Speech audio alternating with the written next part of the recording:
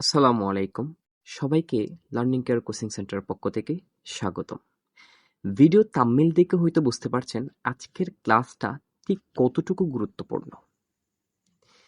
আজকের ক্লাসটার গুরুত্ব কিংবা তাৎপর্য ঠিক তারাই বুঝতে পারবেন যারা এই ক্লাসটি শেষ অবধি দেখবেন। আমি কথা দিচ্ছি এই ক্লাসটি দেখে আপনাদের ঠিক কতটুকু যে উপকারিত হবেন সেটা আপনারা আমাকে কমেন্ট সেকশনে নিজেরাই জানিয়ে দেবেন খুব সুন্দর করে। আজকের ক্লাসটি কি নিয়ে হচ্ছে আপনারা এখান থেকেও দেখতে পারেন, সেটা হচ্ছে কি সৃজনশীল লেখার নিয়ম। এই লেখাটা দেখলে আমরা অনেক পরিচিত ভাইয়া আপুদের ভিডিও আমরা দেখেছি আসলে কিভাবে সৃজনশীল লিখতে হয় এবং কিভাবে খাতায় লিখলে কয়টা প্যারা লিখলে টিচাররা মার্ক দেয়, এরকম অসংখ্য ভিডিও আমি দেখেছি। তবে এই ভিডিওটা সেই ভিডিওটার মতো নয়, এটা সম্পূর্ণ একটা ডিফারেন্ট ভিডিও। এটা একদম নতুন একটা ভিডিও যেটা একমাত্র আমিই নিয়ে আসছি। আপনারা শেষ পর্যন্ত দেখলেই বুঝতে পারবেন যে আসলে আমি এই বিষয়টাকে কেন এত সুন্দর করে সংজ্ঞায়িত করছি। তবে যে বিষয়টা না বললেও নয়, সৃজনশীল লেখার নিয়মের কথা বলতে গেলে আমাদের যে বিষয়টা সবচেয়ে আগে মাথায় রাখতে হয়। তবে আজকের এই ভিডিওটা সবচেয়ে গুরুত্বপূর্ণ এবং কাজে আসবে যারা সামনে পরীক্ষা দিবেন, এসএসসি ২৬ এবং এইচএসসি ২৬ ব্যাচ যারা সামনে পরীক্ষা দিবেন তাদের জন্য অনেক গুরুত্বপূর্ণ। ইংলিশ এবং ম্যাথমেটিক্যাল সাবজেক্ট ছাড়া আর যত সাবজেক্ট আছে সব সাবজেক্টে কিন্তু আমাদের সৃজনশীল লিখতে হয় এবং সব সাবজেক্টে কিভাবে সৃজনশীল লিখলে বানিয়ে বানিয়ে লিখলেও টিচাররা কিভাবে অ্যাকচুয়াল নাম্বারটা আপনাদেরকে দিবেন 10 আউট অফ 10, সেটা নিয়ে আমি আজকে এখানে আলোচনা করব। কথা না বাড়িয়ে আমরা শুরু করি। যে কথাটা না বললে নয় সেটা হচ্ছে কি আসলে একটা সৃজনশীল প্রশ্নের কাঠামো বা মানবন্টন কিভাবে করে। আপনারা এখানে দেখতে পাচ্ছেন 5টি জিনিস। একটা হচ্ছে কি ক্রমিক, আরেকটা হচ্ছে নাম, আরেকটা হচ্ছে নাম্বার এবং আরেকটা হচ্ছে কি পৃষ্ঠা, আরেকটা হচ্ছে কি প্যারা। আমরা সাধারণত জানি একটা প্রশ্নের মধ্যে 4টা জিনিস থাকে, সেটা হচ্ছে কি খ নাম্বার, খ নাম্বার এবং গ নাম্বার আর হচ্ছে কি ঘ নাম্বার। এই চারটা টপিকের 4টা নাম আছে, এই 4টা নাম্বারের 4টা নাম আছে এবং খ নাম্বার যেটা সেটার নাম হচ্ছে কি জ্ঞানমূলক, আর এটার নাম্বার আমরা জানি 1 নাম্বার। আর খ নাম্বার যেটা সেটার নাম হচ্ছে অনুধাবন, আর সেটার নাম্বার হচ্ছে 2। আর ঘ নাম্বার যেটা সেটার নাম হচ্ছে কি প্রয়োগ, আর এটার নাম্বার হচ্ছে কি 3। এবং ঘ নাম্বার যেটা আছে সেটা হচ্ছে কি উচ্চতর দক্ষতা, যেটার নাম্বার হচ্ছে 4। এখন টিচাররা নাম্বারটা ঠিক কিভাবে দেয় সেটা পরে বলছি। তবে এখন দেখেন যে একটা জ্ঞানমূলক এবং অনুধাবনমূলক এটা কিন্তু রিলেটেড। দেখেন জ্ঞানমূলক এবং অনুধাবনমূলক কয় প্যারা লিখবেন এবং কয় পৃষ্ঠা লিখবেন সেটা আমি এখানে লিখে দিয়েছি। দেখেন একটা সৃজনশীল মূলত আমরা কয় পৃষ্ঠার লেখা উচিত এবং কত প্যারা লেখা উচিত সেটা নিয়ে আমি এখানে একটু আলোচনা করি এবং বিস্তারিত আমি এই সামনে এই বিষয়গুলো নিয়ে বলবো ইনশাল্লাহ। দেখেন এখানে যে জ্ঞানমূলক, এই জ্ঞানমূলক এবং অনুধাবনমূলক মূলত এক পেজে লিখতে হয়। এখানে আমি লিখে দিয়েছি এক পেজ, পি দিয়ে পেজকে বোঝানো হচ্ছে। কেমন জ্ঞানমূলকটা হচ্ছে আপনি এক কথায় উত্তর দিবেন। ফর এক্সাম্পল আপনাকে বলা হচ্ছে যদি ক্লাস 10 এর হন তাহলে আপনাকে যদি বলা হয় যে সুবা গল্পের প্রধান চরিত্রকে, আমরা জানি সুবা গল্পের প্রধান চরিত্র এই সুবা এবং কি প্রতাপ। যদি বলেন এইচএসির ক্ষেত্রে যদি বলেন এই আপনার শোবার মতো একটা গল্প আছে সেটার নাম হচ্ছে অপরিচিতা। এই অপরিচিতা গল্পের প্রধান চরিত্র হচ্ছে কি কল্যাণী এবং কি অনুপম। তাহলে এভাবে আমরা এক লাইনে উত্তরটা দিতে পারি। তাহলে খ নাম্বার উত্তর হবে এক লাইনে সুস্পষ্ট ভাষায়। এবার আসেন অনুধাবনে। অনুধাবনটা আসলে কিভাবে বলা উচিত সেটা নিয়ে আমি বিস্তারিত একটু পরে আলোচনা করছি। এবার আমি এই বিষয়টা নিয়ে একটু ধারণা দেব। অনুধাবন হচ্ছে 2 ভাগে বিভক্ত করবেন। একটা থাকবে জ্ঞানমূল অনুধাবন, আপনাকে 2 নাম্বার দিবে যে এটার উপর ডিপেন্ড করে। একটা হচ্ছে অনুধাবন লেখার সময় আপনি একটা লাইন লিখে ওই প্রশ্নটার উত্তর আপনাকে দিয়ে দিতে হবে এবং টিচাররা এটা দেখেই কিন্তু আপনার অনুধাবনের আরেকটা যে বড় প্যারা লিখবেন ওই জিনিসটা দেখবে উপরের লাইনটা দেখে। উপরের লাইনের মধ্যে আপনাকে মূল কথাটা বলে দিতে হবে। আপনাকে 2 মার্ক দিচ্ছে, সেখানে 2টা অংশ, একটা হচ্ছে জ্ঞানমূলক আর একটা হচ্ছে অনুধাবনমূলক। 2 নাম্বার যে আপনাকে অনুধাবনে দিবে সেখানে। আশা করি বুঝতে পেরেছেন। আর জ্ঞানমূলক এবং অনুধাবনমূলক লিখবেন এক পেজে। এবার আসেন প্রয়োগ। প্রয়োগ হচ্ছে 3 নাম্বার। প্রয়োগের নাম্বার দেবে 3। এই 3 নাম্বারের জন্য আপনাকে 3 প্যারাই লিখতে হবে। আর 3 প্যারার বলতে গেলে একটা হচ্ছে জ্ঞানমূলক, আরটা হচ্ছে অনুধাবনমূলক, আর একটা হচ্ছে প্রয়োগ। এইভাবে আপনাকে 3 প্যারাই লিখতে হবে এই আপনার গ নাম্বারে। এবং এটা এক পেজ কিংবা এক পেজের চেয়ে সামথিং বাড়িয়ে লিখলে আরো ভালো হয়। তারপরে আসেন উচ্চতর দক্ষতায়, এবং এগুলো কিভাবে লিখবেন আমি একটু পরে আলোচনা করছি।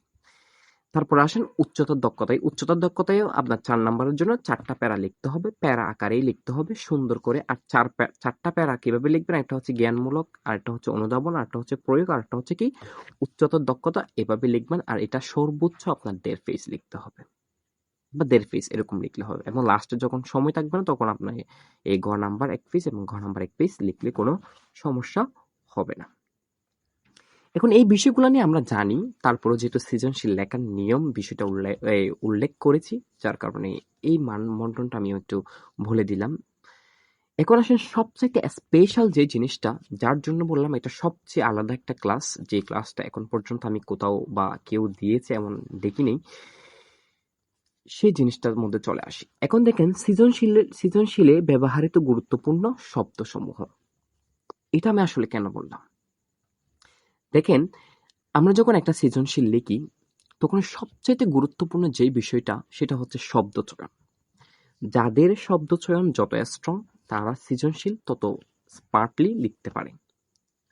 এখন দেখেন কিভাবে আপনারা এই সৃজনশীল স্মার্টলি লিখবেন এবং শিক্ষকদের দৃষ্টি আকর্ষণ করবেন।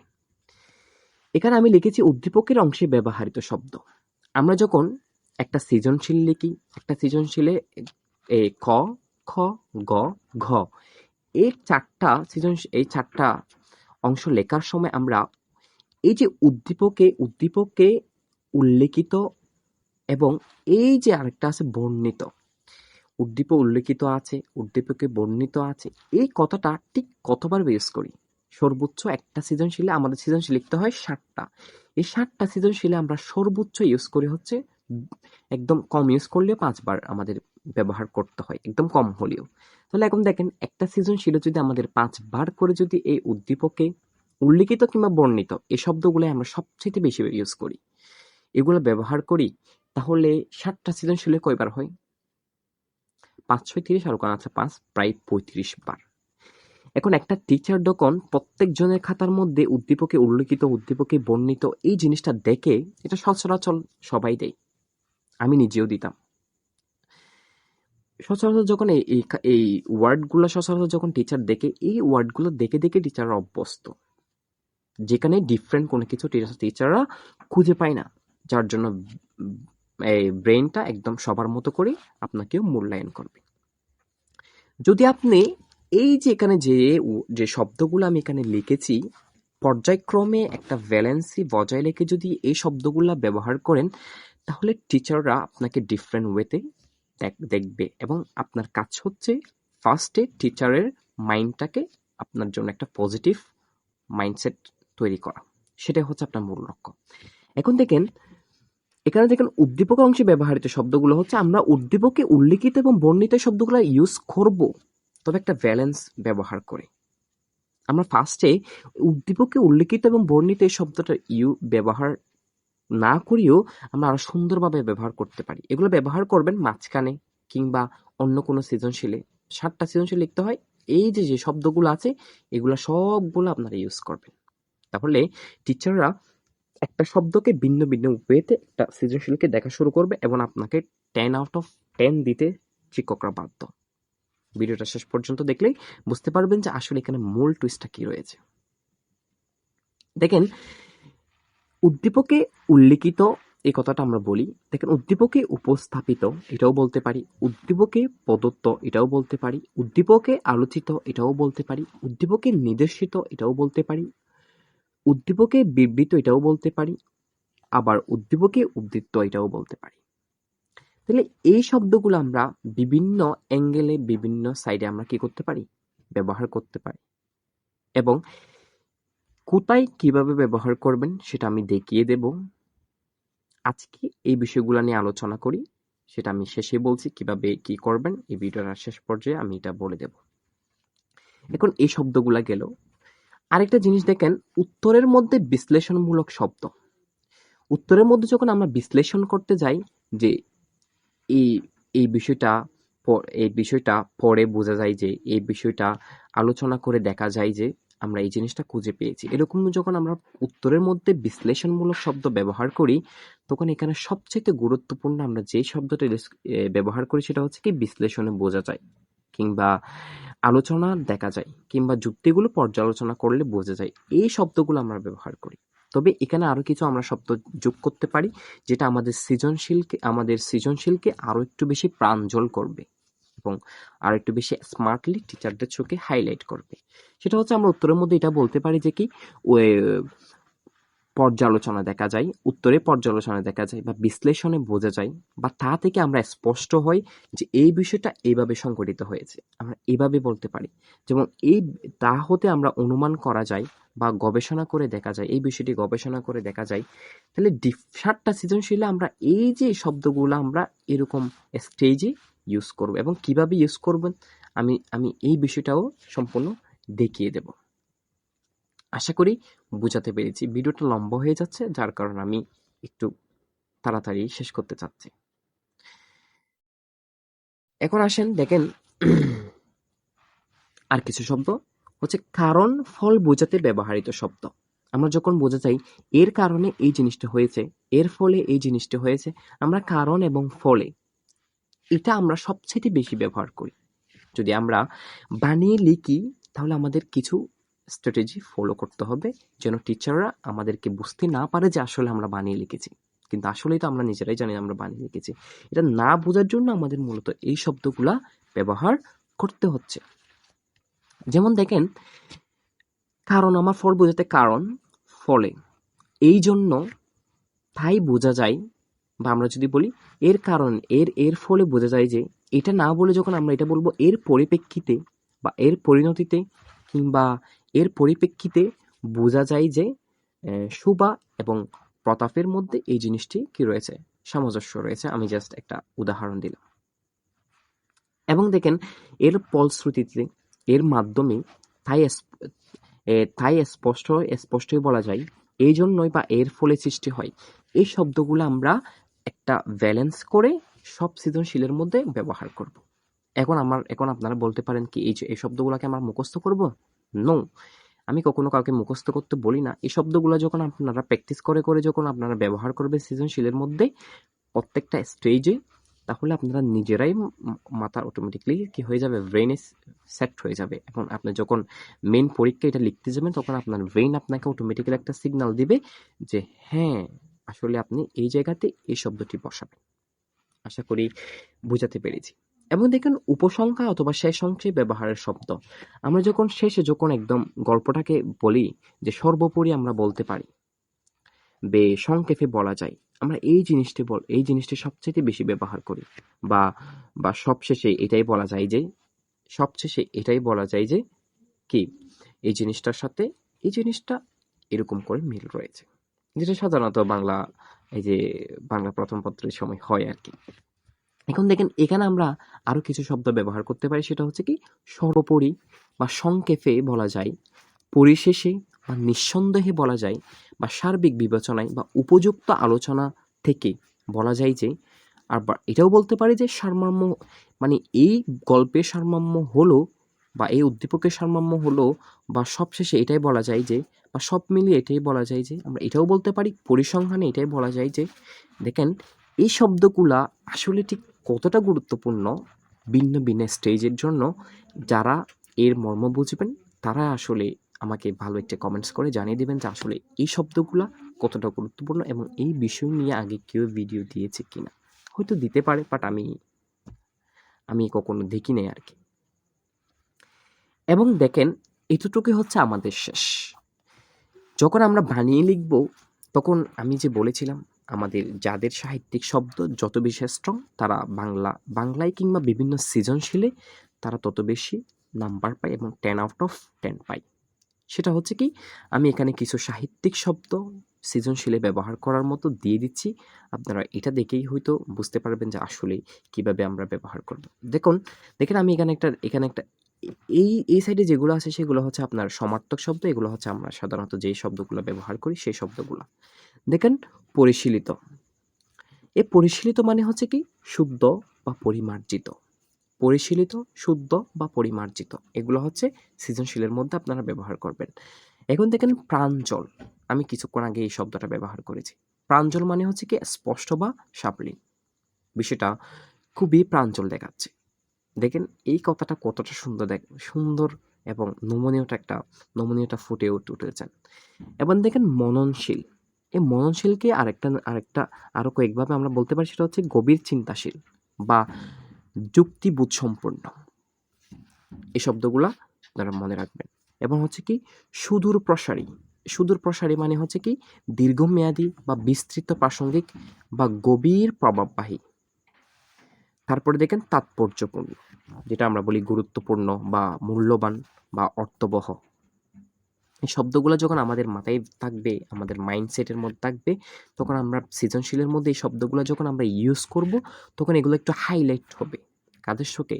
শিক্ষকদের চোখে। তাই শিক্ষকরাও আপনাকে হাইলাইট করে দেখবে সবার চেয়ে। এখন দেখেন আরো আছে এই কি মর্মপূর্ণ, এটা মানে হচ্ছে সার্থক বা তত্ত্ব সমৃদ্ধ বা অর্থ গভীর, এরকম।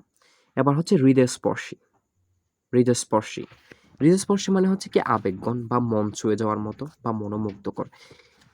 উদ্দীপকের এই বিষয়টার সাথে ওই বিষয়টা, উদ্দীপকের এরকম চরিত্রটি খুবই হৃদয়স্পর্শী বা আবেগগণ বা মন ছুঁয়ে যাওয়ার মতো। এই শব্দগুলো যখন আপনি ব্যবহার করবেন, তখন মনে হবে যে না, আপনি বইয়ের ভাষায় লিখছেন। তারপরে আসেন কি জীবন ঘনিষ্ঠ বা বাস্তবসম্মত বা তত্ত্বভিত্তিক বা সত্যভিত্তিক, প্রজ্ঞাবান, জ্ঞানী, বুদ্ধিদীপ্ত বা বিচক্ষণ। এই যে এই শব্দগুলা অনেক গুরুত্বপূর্ণ। আপনারা জাস্ট এটা দেখে প্র্যাকটিস করবেন এবং সৃজনশীলের মধ্যে ব্যবহার করার ট্রাই করবেন। ইনশাল্লাহ ভালো কিছু হবে আশা করি। এই পাঠটা অনেক গুরুত্বপূর্ণ, কেউ এই পাঠটা মিস দিবেন না। আমি এই পাঠটাকে অনেক সুন্দর করে সাজিয়েছি। এই পাঠটা দেখলে আপনাদের মোটামুটি সৃজনশীল সম্পর্কে একটা সুন্দর একটা ধারণা হয়ে যাবে।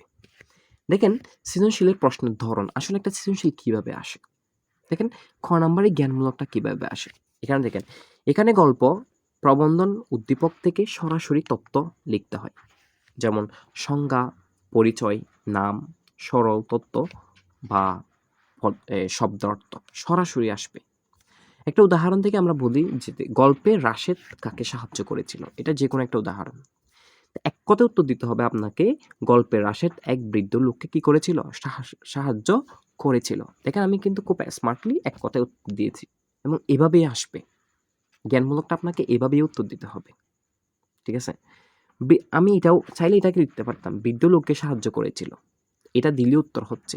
বাট এই যে এটা সহ দিলে উত্তরটা আরো একটু বেশি ফ্যান্টাস্টিক দেখাচ্ছে এবং একটু হাইলাইট দেখাবে এবং একটু সুন্দর দেখাবে।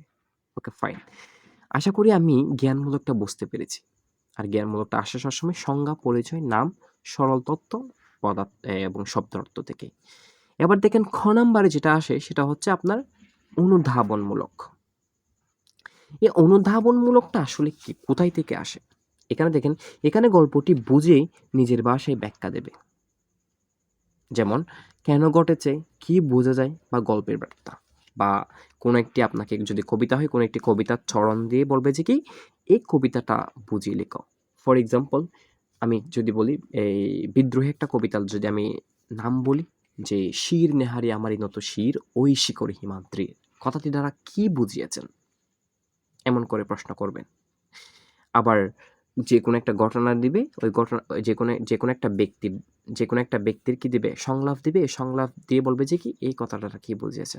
ফর এক্সাম্পল, আমি যদি একটা সংলাপের কথা বলি, এইচএসসি বাংলা ১ নং পত্রের অপরিচিতা গল্পের প্রধান চরিত্র অনুপম এবং কল্যাণী। অনুপমের একটা সংলাপের কথা যখন আমি বলবো, যেমন কি অনুপম বলেছিল যে কি আমার ভাগ্যে প্রজাপতির সঙ্গে পঞ্চশরের কোনো বিরোধ নাই, এরকম একটা লাইন বলেছিল। তাহলে এই লাইন দ্বারা সহজে বোঝা যাচ্ছে না, তখন এই যে অনুধাবনের মধ্যে এরকম একটা চরণ দিয়ে বলবে যে কি এই কথাটা বুঝিয়ে লেখো। এখন আমার ভাগ্যে প্রজাপতির সঙ্গে পঞ্চশরের কোনো বিরোধ নাই, এই কথা দ্বারা কি বুঝিয়েছে আসলে? এখানে প্রজাপতি মানে বোঝানো হয় আসলে বিয়ের দেবতা, এবং পঞ্চশরের মানে বোঝানো হচ্ছে কি প্রেমের দেবতা। যে এই জিনিসটা বোঝানো হচ্ছে, যেমন এইগুলাই হচ্ছে চাইবে এখানে অনুধাবনী। আর এটাই হচ্ছে আমাদের বুঝিয়ে লিখতে হবে। আমি একটি কেন উদাহরণ দিয়েছি দেখেন, উদাহরণের মধ্যে কি রাশেদ কেন বৃদ্ধ লোকটিকে সাহায্য করলো, কারণ সহ নিজের বাসায় লিখবে। প্রথমে গল্পে রাশেদ কাকে সাহায্য করলো, এখানে দেখেন গল্পে রাশেদ বৃদ্ধ লোককে সাহায্য করলো। এখানে আপনাকে বলা হচ্ছে রাশেদ কেন বৃদ্ধ লোককে সাহায্য করলো, এরকম টাইপের ঘটনাই এখানে আসবে অনুধাবনমূলকে। এবার আসেন প্রয়োগমূলক। প্রয়োগমূলকে আসলে কি ঘটবে? প্রয়োগমূলকে এখানে দেখেন, এখানে আমি সেই জিনিসটা আলোচনা করেছি। এখানে উদ্দীপকের কার চরিত্রের সাথে গল্পের প্রবন্ধের কার চরিত্রের মিল রয়েছে তা বোঝানো হয়। মানে এই যে প্রয়োগমূলক গল্পে উদ্দীপকে কার চরিত্রের সাথে কার মিল রয়েছে, বা এই যদি হয় ইসলামের ক্ষেত্রে কোন কোন পরিচ্ছেদের সাথে এই তোমার উদ্দীপকের সাথে তোমার ইসলাম বইয়ের কোন পরিচ্ছেদের মিল রয়েছে। আমি এই যারা নবম দশম শ্রেণী কিংবা এসএসসি পরীক্ষা দিবেন তাদের ক্ষেত্রেই বলেছি। তো এভাবে হচ্ছে কি চরিত্রের মিল খুঁজবে, এবং প্রাসঙ্গিক যে বইয়ের সাথে যে কোন অধ্যায়ের মিল রয়েছে সেই জিনিসটা খুঁজবে এই প্রয়োগমূলকে। আর উচ্চতর দক্ষতা কি? দেখেন এখানে গল্পের প্রবন্ধের শিক্ষা বার্তা নিজের জীবনে বাস্তবে প্রয়োগ করে লিখতে হয়। উদ্দীপক এবং গল্পের চরিত্রের সাথে যুক্তি মতামত মূল্যায়ন করে কি করতে হবে, লিখতে হবে। অর্থাৎ এখানে ওনারা বলবেন যে কি এই গল্পটার সাথে বা তোমার এলাকার কারো গল্পের সাথে মিল রয়েছে, বা তোমার গল্পের সাথে কিভাবে মিল রয়েছে সেই জিনিসটা জানতে চাইবে এই উচ্চতর দক্ষতায়। আশা করি এই বিষয়টা বুঝতে পেরেছেন। এটি খুবই সুন্দর একটি নোট। এই নোটটি আমি পিডিএফ আকারে দিয়ে দেব। আর এই নোটটি আমি পিডিএফ আকারে ঠিক কীভাবে দেব সেটা একটু আমি বলি। যারা আমার ভিডিওটি ইউটিউব কিংবা ফেসবুক যেখান থেকেই দেখেন না কেন, যারা ইউটিউব থেকে দেখবেন, আমি আমার ইউটিউব ডিসক্রিপশনে কিংবা কমেন্টে আমার ফেসবুক পেজের লিঙ্কটি দিয়ে দেব। আপনারা আমার ফেসবুক পেজটি ফলো করবেন, এবং যারা ফেসবুক থেকে দেখবেন তাদের ক্ষেত্রে আমি আমার ইউটিউবের লিঙ্কটি আমি কোথায় দিয়ে দেব, আমার ফেসবুকে দিয়ে দেব। তারা আমার ইউটিউব চ্যানেলটা গিয়ে সাবস্ক্রাইব করবেন। ফেসবুকের যে ফলো করেছেন সেটার ছবি এবং ইউটিউবে যে ফলো করেছেন সেটার ছবি নিয়ে আমাকে ইনবক্সে মেসেজ দিবেন। আমি তাদেরকে এই পিডিএফটা দিয়ে দেব ইনশাল্লাহ। আশা করি এই ছোট্ট কাজটা আমার জন্য আপনারা করতে পারবেন, কারণ আমি আপনাদের জন্য এত রাত জেগে এরকম একদম নির্বিঘ্নে একদম একদম কোনো ফ্যান দিতে পারছি না, ভিডিওটার জন্য এত কষ্ট করে ভিডিওটা করছি। আশা করি আপনারা আমার এই কষ্টের মূল্যায়নটা করবেন। আমি চাই আমার মধ্যে কিছুটা যদি জ্ঞান থাকে সেটা আমি সেই জিনিসটা আমি অন্যদেরকে শেয়ার করতে। আমার ভুল হতে পারে, আমার ভুলগুলো ধরিয়ে দিবেন যারা আমার বড় ভাই বা আমার বড় সিনিয়র যারা আছেন তারা অবশ্যই আমার ভুলগুলো ধরিয়ে দিবেন। কারণ আপনারা যদি আমার ভুলগুলো ধরিয়ে না দেন তাহলে আমি কিভাবে বুঝবো যে আসলে আমি কোথায় ভুল করছি। আর বড়রাই তো ছোটদেরকে শুধরিয়ে নেয়, আমি সেটা বিশ্বাস করি। এবং আজকে আমি এই জিনিসগুলো দেখাইলাম, এবং আপনারা যদি চান এই শব্দগুলো আসলে সৃজনশীলে কিভাবে ব্যবহার করব এবং একটা সৃজনশীল কিভাবে নিজের মতো করে বানিয়ে লিখব, আমি একদম ক, খ, গ, ঘ এই 4টা প্রশ্ন এবং কত পেজ কিভাবে কত প্যারা লিখতে হবে এই জিনিসগুলো নিয়ে একদম ডিটেলসে আলোচনা করব। আমি নিজেই লিখে দেখাইবো আসলে কিভাবে হয়। আপনারা আমাকে আমার যদি এরকম ভিডিও চান তাহলে আমাকে কমেন্ট সেকশনে অবশ্যই জানিয়ে দিবেন। আমি এরকম ভিডিও নিয়ে আসবো এবং আরো কি নিয়ে ভিডিও আপনাদের প্রয়োজন আছে কিংবা আপনারা জানতে চান তাহলে সেটাও আমার কমেন্ট বক্সে জানিয়ে দিতে পারেন। আমি যথাসাধ্য চেষ্টা করব আপনাদের কমেন্টসকে মূল্যায়ন করতে। ততক্ষণ পর্যন্ত সকলে ভালো থাকবেন। আপনাদের দোয়ায় আমাকে রাখবেন। আসসালামু আলাইকুম ওয়া রাহমাতুল্লাহ।